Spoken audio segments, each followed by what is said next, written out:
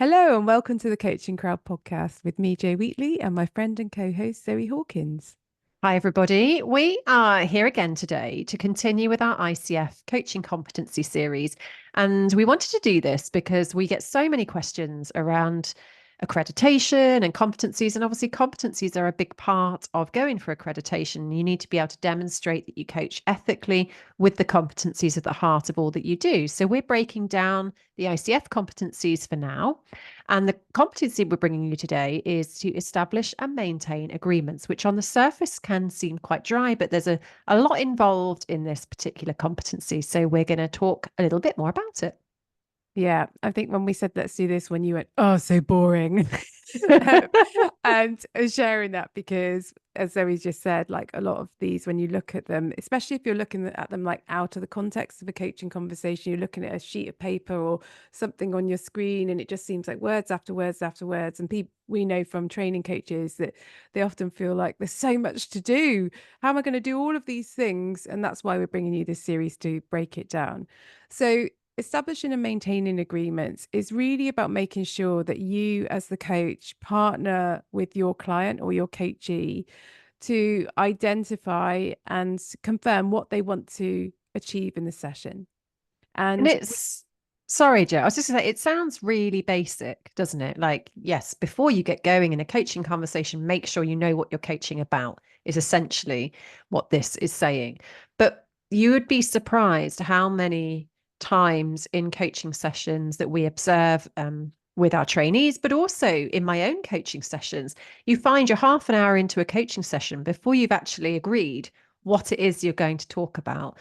And this happens in coaching assessments as well. And why it's so critical is that you need to know the destination that you and your client are going to, because just because your client brings something into a session, so you might open up a session by saying, oh, how are you arriving today? And your client might say, oh my God, I have had a huge day. My boss has resigned. I've got a team member who is unhappy about this. I've just been handed this massive project. I'm feeling so overwhelmed. And before you know it, you're focusing on that as the coaching topic because it's been the first thing to arrive in the session.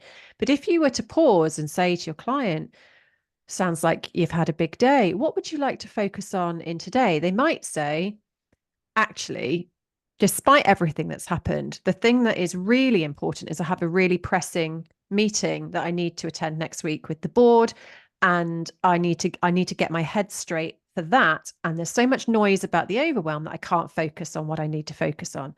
So we can make assumptions as coaches that the thing that the clients bring into a session is what they want to focus on, which isn't always the case. people, clients can take time to settle into a session. It can take time to actually really almost remember why is it I'm coming to a coaching session. As you described, they may need to offload some of the mm, complexities that they're bringing into the session before they can actually really connect with themselves. And I think another common thing that can happen is when you start asking questions to help them identify what do they want to achieve in the session, what does success look like at the end of the session you've got together, is they will share something, and if the coach just takes that as the goal and doesn't probe a little bit more around it, the coach and the client might find that the goal for the session is actually two goals, and then that can feel really hard to keep track of. The coach and the client don't realize it until, again, you're kind of going off in two different directions, or all the way in this direction and leaving this part of it behind. So from an ICF core competency framework, it's really important to help the client to get specific around the goal, to help the client to create a goal for the session that is achievable, Hmm. that they understand what is the importance of that goal to them, because that is all part of aligning the goal to their values, the way that they feel, what's most important to them. And I think there's a piece, it's not specific in the core competency framework we have here, but when do you do that? Because as we said before, there is an entry into the session, there is a kind of reconnecting with your client. And if you had a client who enters into the room and they sit down, you're like, right, what would you want to focus on today? Like that may not meet the needs of building rapport and establishing trust and safety, which are evident in other competencies.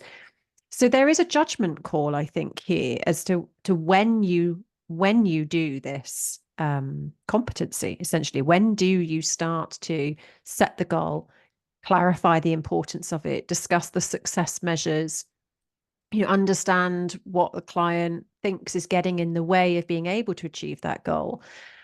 And I think for clients that you have, and this comes to supervision a lot, for clients that are prone to being very talkative clients, that they come to the session and they have, as you said, Joe, like a lot of complexity that they want to unfold, that it can be 20 or 30 minutes before you've established a goal. You need to have awareness of how you invite your client into the session, and perhaps asking those clients, how are you arriving today, or what's on your mind, isn't actually the most helpful way to open up a session.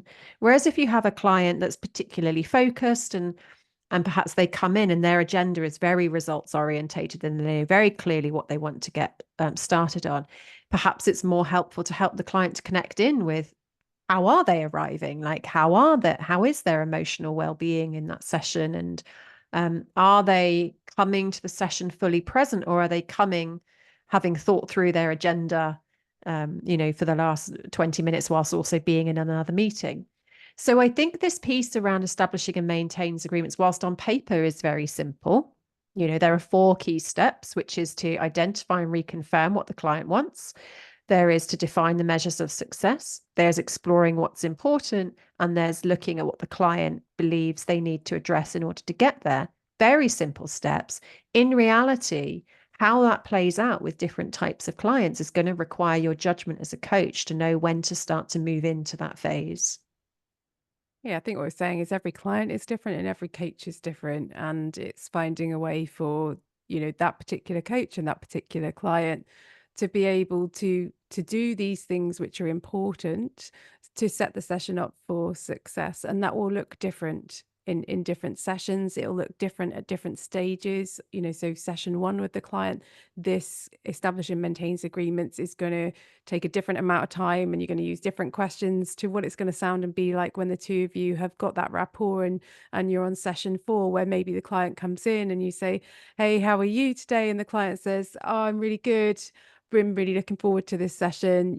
Loved where we ended last session. Today, I'm really keen that we do X, Y, and Z. And you can very quickly together go through it, because you've got into the rhythm of ticking off, for want of a better word, getting clarity on these things to set the session up for success. Whereas in the early stages, this may all be very new for the client. So we think generally, in conversations we have outside of coaching, when you see somebody, there's a lot of just generic, fluffy kind of rapport building conversations that you have before you get to the point of actually what are you there to do together. So building your question bank around what are the different ways that you can fulfill each of these competency requirements is an important part of developing as a coach. So for example, the part around helping the client to identify or reconfirm what the client wants to accomplish in the session, that could sound like, what would you like to explore together today? It could sound like, what's your goal for today's session? It could sound like, what does success look like at the end of today's session? And a number of other different ways. So building your flexibility and agility as a coach and matching it to the language of the client. For some clients, using the word goal creates a physical reaction for them, creates a sense of pressure that they don't want to experience. If you ask a question like, what would you like to explore today? That may just feel much more open, less pressurized, and they're more able to use the coach and the coach's skills to be able to help them to get really specific on what would be useful for them in that time that they have together. I think there's also a deep amount of skill on the part of the coach in this particular competency, which is, when do you move on? When is the time for you and the client to start moving forward into other parts of the coaching conversation? And again, something else that we see happening a lot is that the coach isn't really very clear what the client wants to get out of the session, but they feel they've already spent a good 10 minutes trying to help the client with that clarity, and it's not really emerging. And so they move forward anyway. And what tends to happen with that is, well, a number of things. That sometimes the coach goes more veering off into mentoring because the client's not clear what they want to get out of the session, nor is the coach. And so the coach decides at some point, usually subconsciously, just to start rescuing them from their lack of clarity. Or the coaching dries up because no one knows where they're going, And if you don't know where you're going, you're shooting in the dark, or the coach is going down rabbit holes that they don't need, or it's not going to serve a purpose to the client because they don't, again, have the clarity on what they want to do. And so holding space and staying in this area of gaining clarity around what the client wants to get out of the session is really important. And if the client isn't clear what they want to use their session for, then there may be some setting of expectations around, would it be helpful to use the session to understand what's getting in the way of you finding the clarity? Or it might be, tell me more about the lack of clarity. You might need to open up the conversation a little bit before you narrow it down onto what you want to achieve. Because if you do that, the client might say, I, I don't know why I'm struggling so much to think about what I want to get out of this session. I have, there's so much going on in my mind. I just don't feel I can make any decisions right now. Okay. Would it be helpful if we explored that today? Yeah. What would that look like? And so then together you're stumbling upon something that's really valuable for the client, and you get to define what that looks like together.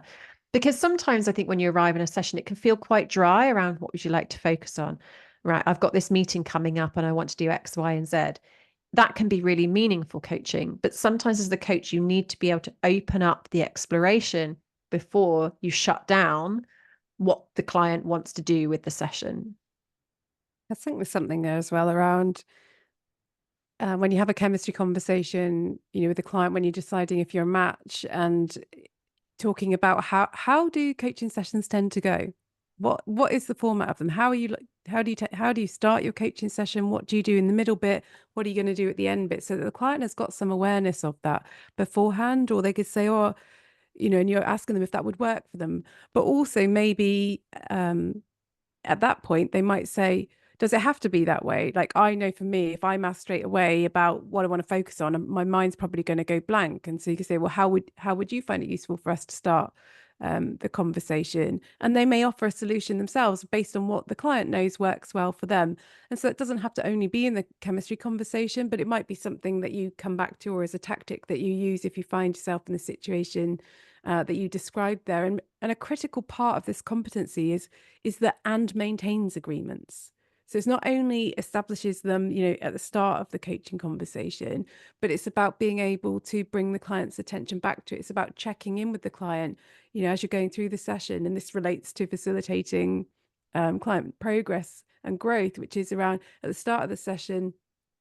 You said that you wanted to focus on this, and this is what success would look like. How are we doing in terms of helping you to achieve that? And the client says yes or no or a little bit, and that gives you an opportunity to recontract around how you use the rest of the time together, but also checking in if the client has said, checking in, because what sometimes happens is the goal that the client and the coach have agreed together to work on in the session, it becomes clear as the conversation starts to take place that that is not going to be achievable in the Mm. time that you've got. So a really useful question that you can use at the start of the coaching conversation is around, based on the time that we have together today, what part of that goal do you think is achievable? So let's say you're in the situation where you both thought at the beginning that what their goal was for the session was achievable, and you get into the conversation, it becomes clear that there are some other stepping stones, if you like, that are going to need to be walked along before you can get to that point. As the coach, it's important that you bring that to your client's attention, that you explore that together. At the start of the session, you said you wanted to do this, and this is what success would look like. I'm just reflecting on what you shared there around your discovery that there is this piece of work to do. So as we think about what's possible for us today, what are your thoughts around that? So just, bringing it back, that's around, you've established an agreement, And the maintains isn't only just going straight, carrying on regardless, but it's about checking in with that, adjusting it based on what the client discovers in that conversation you're having together. I think that's equally important around this measures of success, So when you start a coaching session and you're asking, what would you like to focus on today? And somebody might say, oh, I've got something coming up and I'd really like to build a clear plan for myself around how I'm going to do X, Y, and Z. Great, off you go. And then when you start exploring it, the measure of success, it becomes obvious that the plan can't really happen until perhaps they've dealt with some of the beliefs that they have about this thing, or how exploring how it aligns to their values, or they need to do some identity work or something much deeper. And so the client risks walking away from the session without the plan that they said was a measure of success. And that's exactly where the recontracting comes in. And, similar as you've explained there, Joe, it would be like, so what I heard at the start of the session is it's really important for you to go away with a plan. What we've stumbled upon here is that there are some beliefs that are coming up that are influencing how you're achieving this goal. What would be more valuable to you right now? This is bringing in some of the other competencies that we have later on, which is where the client gets to choose what happens in a session. And so the client might say that the plan is still really important. And for you as the coach, whilst you might love this deeper work, and that's where the transformational space takes place, you may need to just agree with the client how you park that. Do you come back to it any particular time?